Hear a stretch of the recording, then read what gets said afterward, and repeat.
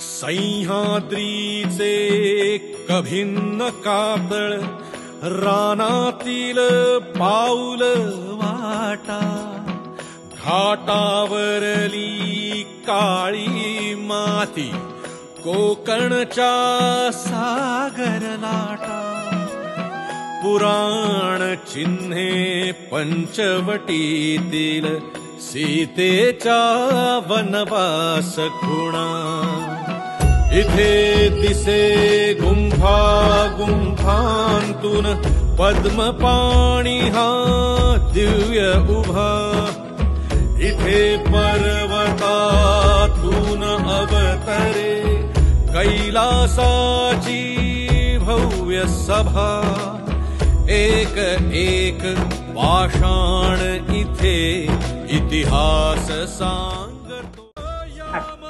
तर मंडळी, आम्ही सज्ज झालोच आहोत आपल्या गुढीपाडव्याच्या कार्यक्रमासाठी.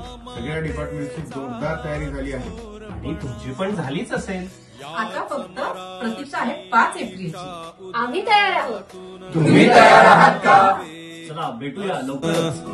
याच मराठीच्या उदरातून जन्मावे अस्तित्व पुन्हा.